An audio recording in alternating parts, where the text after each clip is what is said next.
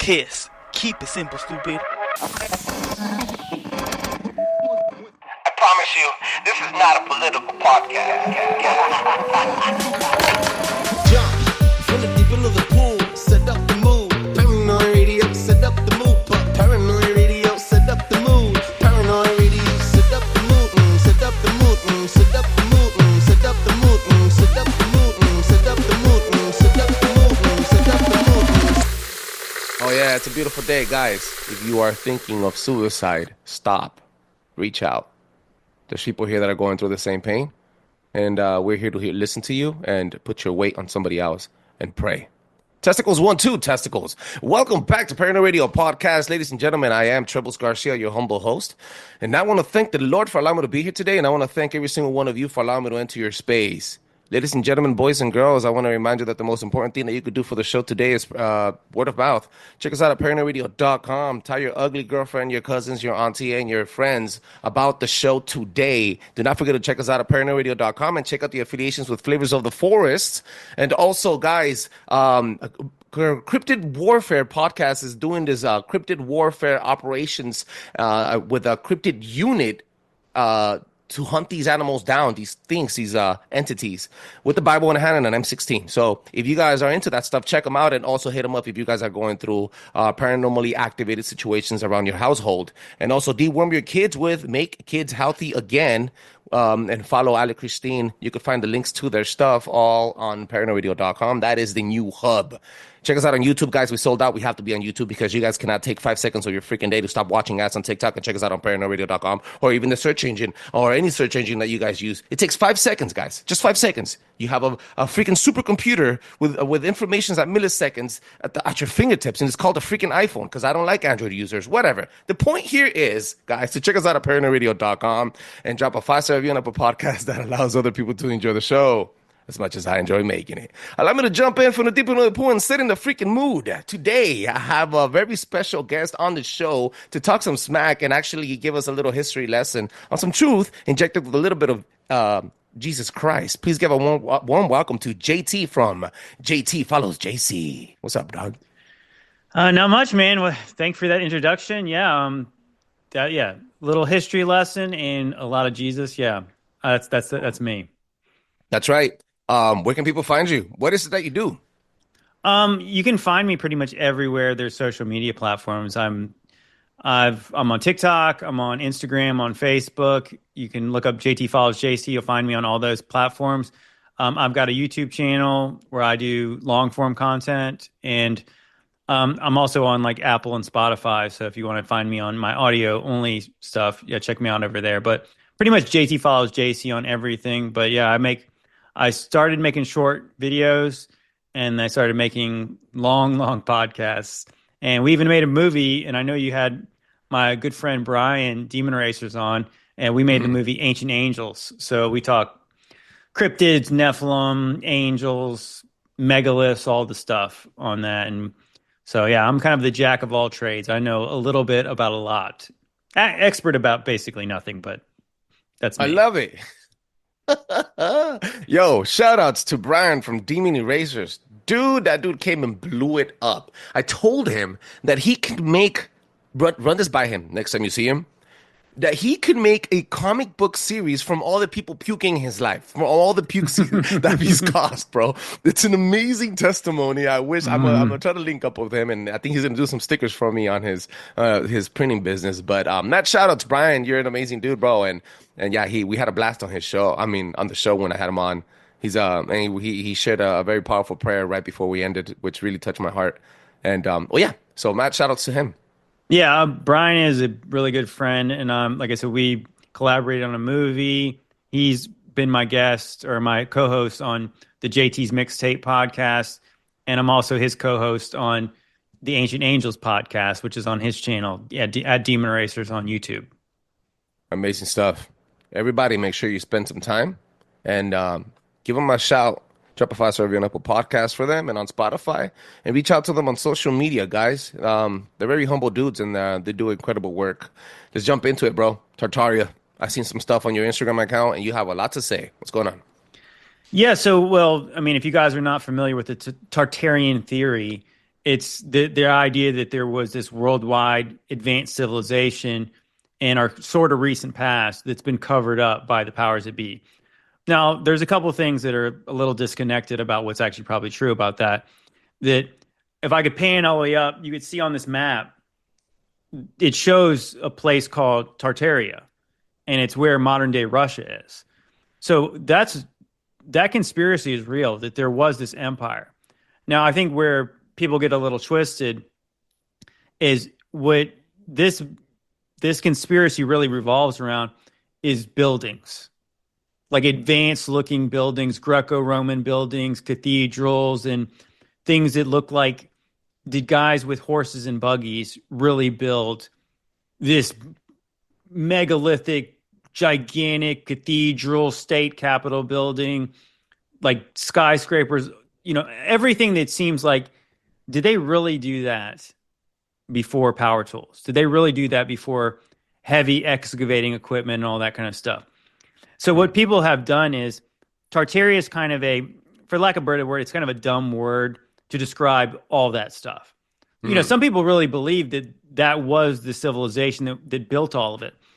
But I think that, so if you go into that part of Russia, if you think about like Moscow and you think about the onion dome looking buildings, like in the Red Square and all that kind of like really interesting architecture, I believe that Tartaria did have that kind of architecture, but that architecture is all around the world. So people would say, oh, well, that's evidence that Tartaria was everywhere. No. I don't believe that's true. I think that it's everywhere because everybody was involved in this. There was this advanced civilization. And so when I describe it, I usually talk about it I call it the old world.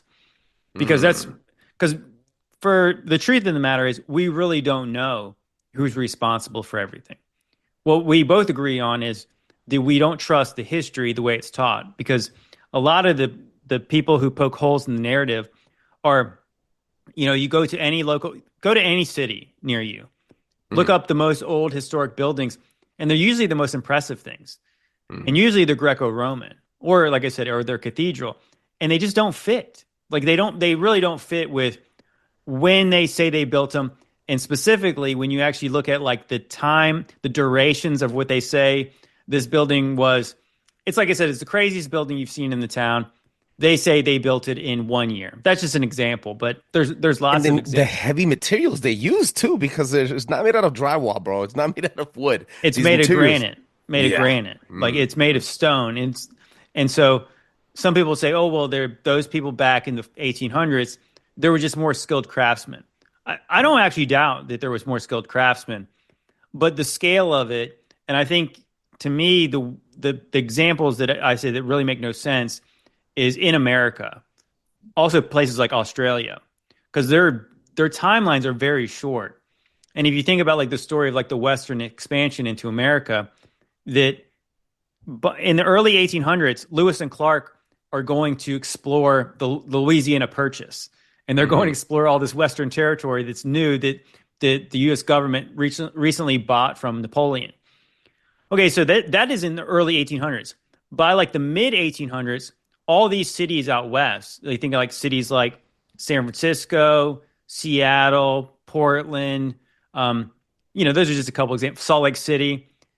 Like these cities were supposedly just starting in the 1850s, but by the time you see the first modern pictures of them, like I think they say the camera was invented in, I think, about 1812, 1820-ish.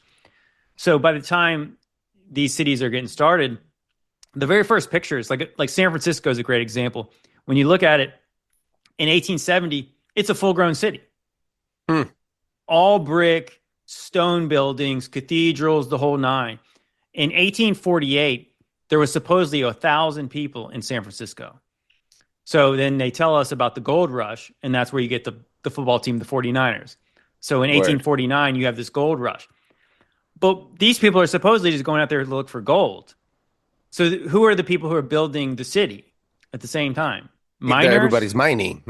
Right. If they're all mining, who's building the city? And who's putting in the infrastructure to facilitate a city that has 1,000 people to go to a city with hundreds of thousands of people in 20 years? Like I said, that's when you start to look at it. It's like, it's not that they built one building with a ridiculous duration.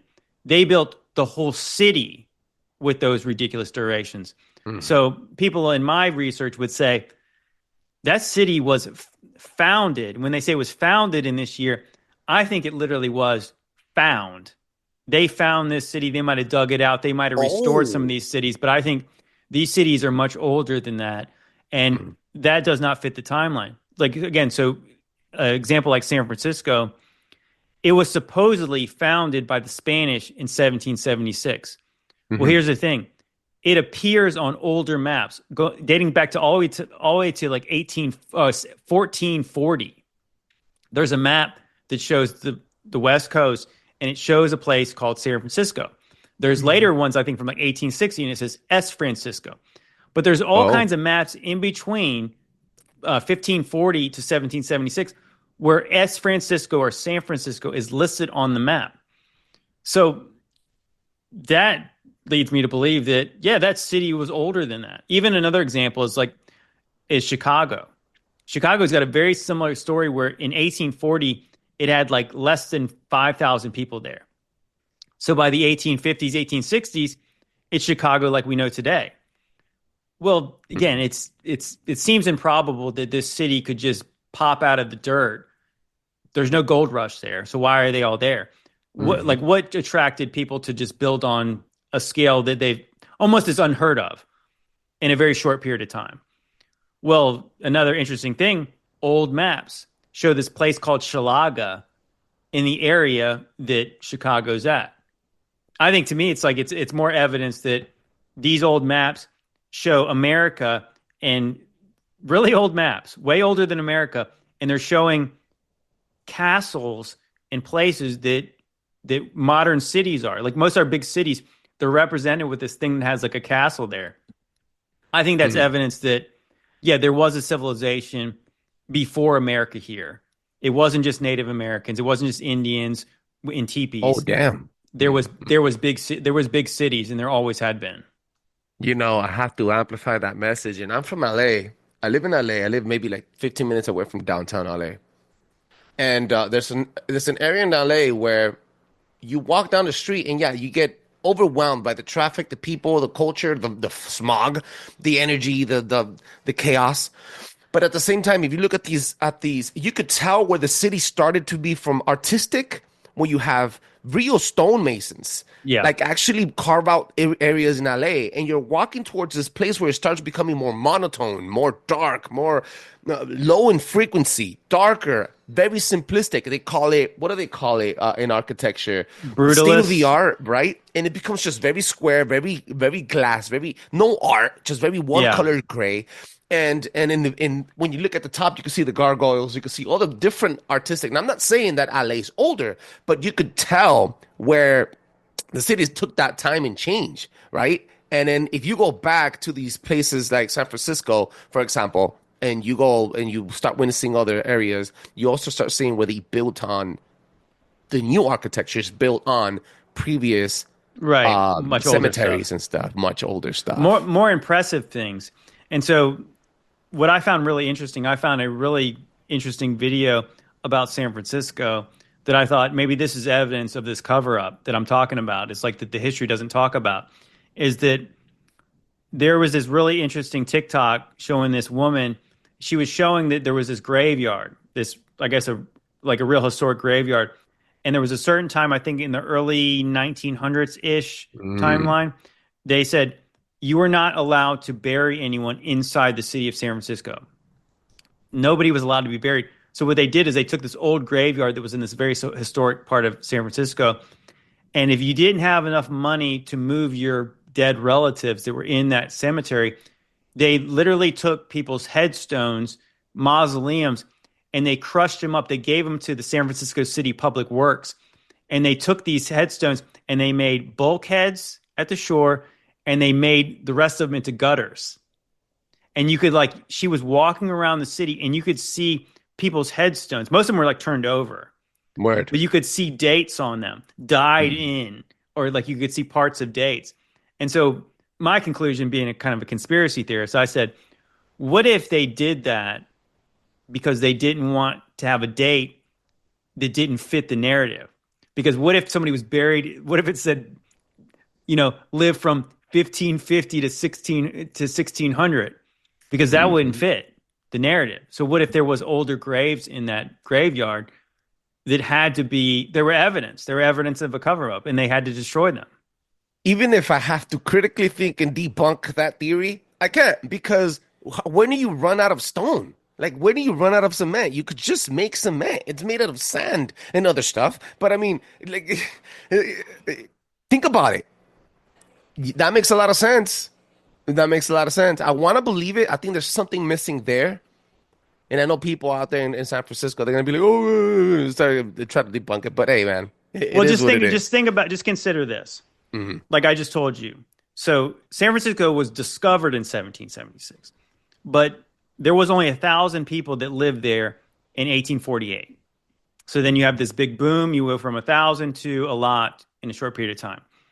Well, this is what the history says, that it was illegal to bury people in the city of San Francisco by 1900. So what you're telling me is this first generation of people who lived there, they weren't even allowed to be buried in the city if they lived to be 50 years old, if they lived in the city for 50 years old. 50 years, right? So you really think about it. So how many people were not allowed to be buried in the city that they helped build, right? When you think about it, for one, it's obviously crazy disrespectful to just dig up bodies and then destroy their headstones and mausoleums and to literally make gutters with them. Like, why would anyone do that? And if you think about it, California is huge. Why couldn't you just build out? Like, why would you really have to disturb this historic graveyard? Like, you could build out or you could build up. That's what they do. So, like, why would you need to get rid of this graveyard when it's like, yeah, it's got massive historic, just, like history about it, that you could say, hey, it's really cool that these are the people buried in here who helped build this city.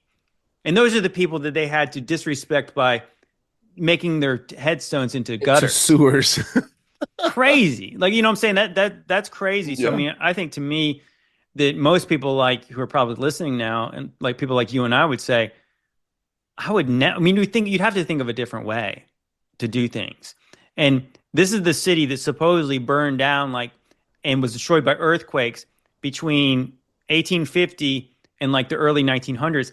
6 times, literally. So they could afford to rebuild and rebuild and rebuild this city, but they could not afford to relocate all the headstones and all the bodies in this grave to some place that would be, I don't know, more respectful of the dead and the family of the dead. Now you're making me want to do a deep dive on San Francisco. What is in San Francisco? Now I want to look. Landlines, mounds, ancient burials. Oh, dude, there's so many things, so many avenues that you could look at this. But another avenue and another thing that I saw on your thing, and this is kind of like a showcase of what you're posting on Instagram, bro. You put something about the desert being nuked. What? The terrain? What's going on, bro? That caught my eye. Well, this is something that obviously I just became really fascinated with hiking out west. And I think one of my original one of my biggest TikTok videos back in the day that got almost 60,000 hours of watch time was a video about the Hoover Dam. So that video was such a hit, I kept on really researching more out west. And of course, you have lots of things there. It's really close to the Grand Canyon. And I think most people who have been would say it's like nothing you've ever seen. It's it takes your breath away when you look at it. And it's just the history says it was developed over I don't know, hundreds of millions of years. The river went through there and you're this is really sharp, jagged looking rocks here. It does not look like a water over a long period of time did whatever happened in the Grand Canyon. And what's really interesting about the Grand Canyon is that all the rock formations that look sort of like buildings are called the Temple of Isis, the Temple of Shiva, the Temple of Ra, the Tower of Osiris, the Temple of Solomon. All these things are in this thing, and they look like they have openings in some of them. And 90% of the Grand Canyon is off limits.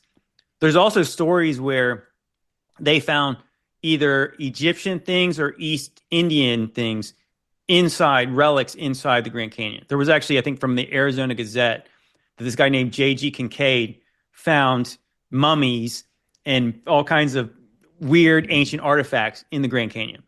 The Native Americans have stories about weird ancient things being in the Grand Canyon. So This is interesting. So when you start to look around out west, I think that's just something that I being a Christian and not believing in evolution, not believing millions of years of erosion or wind created crazy rock formations. I believe obviously God created the world to look like a certain way. And then you go see, like, everybody has mountains you see that look like a normal mountain. But then you see rock formations literally look like they were once structures. Like another good example is like Sedona.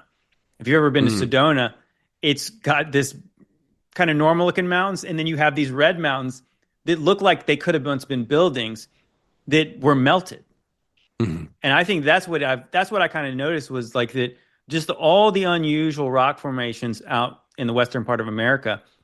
I thought these things look like it's sustained like some kind of hydrogen bomb, and the thing just melted and rocks turned into mushrooms or weird arches and just all kinds of really unusual things. And I thought, as a Christian, I know what the Bible says about when the day of the Lord comes, that the mountains are going to melt like wax. Whoa. And I started to connect stuff like that. I said, what if this was like Sodom and Gomorrah type judgment? Whoa. Isn't that what this could look like? And the more I started to look into it, and that almost links us back to like the Tartaria stuff, because in my mind at this point, I think these old buildings are evidence there was an advanced civilization. I started to conclude that the stuff in the book of Revelation, that happened. And then we're living in the post-apocalyptic world after that. Because there's really good examples in Turkey. If you've ever looked at this place called gosh, I can't believe I'm bricking on the name now. But there's this really famous place in Turkey where it's Cappadocia, Turkey. So if you read your Bible, the 7 churches in the book of Revelation, they said they're in Asia, but they're in modern day Turkey. It's like, so John is getting the revelation from Jesus Christ, and he's sending these letters to these 7 churches that were in Asia. I say were because they were all destroyed. Mm-hmm. And then so you have a place like Cappadocia, Turkey. And if you guys look it up on your spare time, this is a really cool place. They have all these hot air balloons and all that kind of stuff. But they float over all this stuff that you can clearly see this looks like a place that was melted like ice cream. There's these weird tower structures and all the stuff in the mountain. It's like you can see people, it looks like they live in a mountain. But you can really tell it's like that was once a building, or maybe lots of buildings, and they're all melted together. And then you kind of see where there's pockets of like kind of survival of things. And I think that's what I started to notice, that, yeah, it looks like to me that there was fire from heaven at some point. That's my belief. And I think that if you're a Bible believing Christian, I think there's lots of evidence that Jesus said he was going to come back in the first century. And I believe he did. I recently started doing, the reason I got excited a moment ago was because you said something about fire and a post-apocalyptic. So I have that same theory. My thoughts are, we are living already the book of Revelation. It's not like we already chipped ourselves. It's right here. It's kind of like, you think about it, you're like, oh crap, that makes sense. But that really got me going was I did a research on the Olmecs recently, and how instead of them using their pyramids to worship their pantheon of gods, they would use the pyramids to entrap souls. And it was the other way around. It was inverted. It wasn't outwards. It wasn't towards the sun. It was towards them. So I was like, what the crap, dude?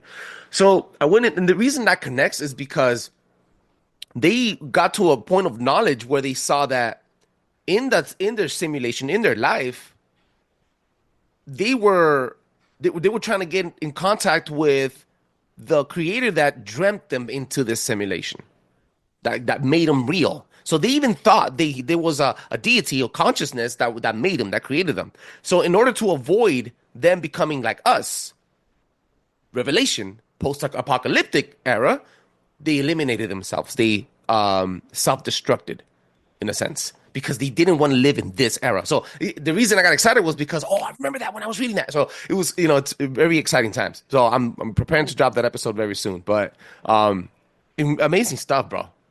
Amazing Well, stuff. I think that's just the interesting thing about the Olmecs, or even like the Mayan civilization. So I found a really interesting seminar from this researcher named Gunnar Heinzen. He was a German sociologist, researcher, super smart guy, that kind of German analytical brain. And he determined in the first millennia AD, that 700 years was added to it. And the reason he concluded that is because based on the strata, that all the buildings were built at the same level. They weren't built on top of each other. They were built at the same level. So all the Roman basilicas and temples and all kinds of state buildings, they were built on the same level of strata. Well, we're told, based on history, that there was a collapse of the Western Roman Empire in early antiquity. There was a collapse of the Western Roman Empire, and also even the Mayan civilization in the mid-antiquity. And then in Northern Europe, there was a collapse during like late antiquity. Mm-hmm. But again, the interesting part is, if you look up the year 536, the year starts with, it starts the 18 months of darkness, followed by a mini ice age. It's followed by the bubonic plague. During this time, there's wars and famines. Mm. And so the Western Roman Empire collapses, but so does the Mayan Empire. And so what mainstream science is trying to attribute this to is that the reason the sun went dark is because there was all these volcanic activity during that time. Mm-hmm. But what Gunnar Heinzen rightfully concluded was like, but how does this only affect the Western Roman Empire and the Mayan civilization without affecting all of Europe, all of the Middle East? There's stories in China that it rained yellow dust and all this kind of stuff. Like absolutely, the sun stopped shining for 18 months. It affects everyone. And so what mainstream science is saying, so when the Western Roman Empire collapsed, this begot the Dark Ages, which just so happened to be about 1,000 years, we're told. But I think that's the interesting part, is like the reason they call it the Dark Ages, it's not because people were stupid and backwards. It's because what we're taught is that civilization did not advance during that time. So there was no advancement in architecture, there was no advancement in language, and no advancement in culture. Whoa. So what Gunnar Heinzen concluded was it's because there's all these false years in there. Because the people were advanced and then they weren't. It's not because it got dragged out over 1,000 years. It was more like 300 years. And so his conclusion was that Jesus lived closer to like what we would call 800. Mm-hmm. And then so after all the destruction of Jerusalem, it was followed by the collapse of Rome. And it was my conclusion that maybe that's why we have Greco-Roman structures all around the whole world, is because Rome was way more recent than we realize. And then there was this collapse, a cataclysm on the level of what you would read in the book of Revelation. Mm-hmm. And I believe that's where that mud flood theory comes from. Because you can see depictions of Rome, like illustrations from like the 1500s, where Rome is covered by topsoil. They're farming in the city. There's same depictions in London where they're farming in the city. Mm-hmm. And then people wonder, like, why are all these buildings buried up to like above their basements, or what they call basements now? Mm-hmm. There's so much evidence that there was some kind of a sediment layer that covered the whole earth.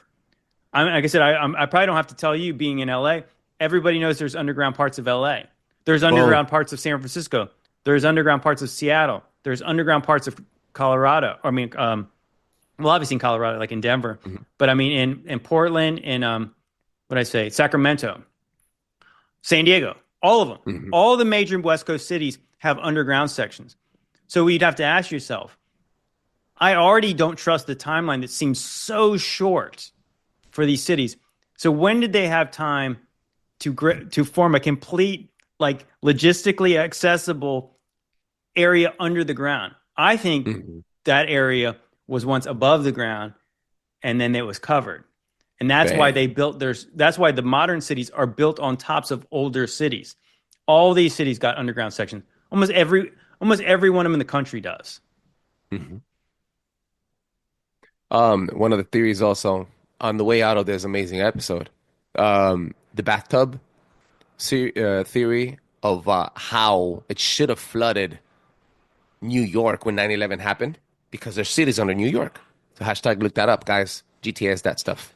Now, bro, you came, you conquered, you built an amazing episode for us. Please let them know one more time where they can find you. Yeah, if you guys want to hear more, because obviously that just scratched the surface. I tried to say as much as I could in 30 minutes. But if you check out my YouTube channel, JTFollowsJC. You can look up my podcast on Spotify or Apple it's called JT's Mixtape. So we talk about the little season of Satan. We talk about the old world. We talk about demons, Nephilim, angels, all the things. And we talk a lot about the book of Revelation and possibly it already happening. Boom. Make sure you check him out, ladies and gentlemen. Check out his Instagram. Follow him on Instagram. And make sure you drop a 5-star review on Apple Podcasts and on Spotify on his show and on Paranormal Radio Podcast, because that allows other people to enjoy the show as much as I enjoy making it. Have a good night. Thank you, bro. Thank you. That was beautiful. Quick and easy.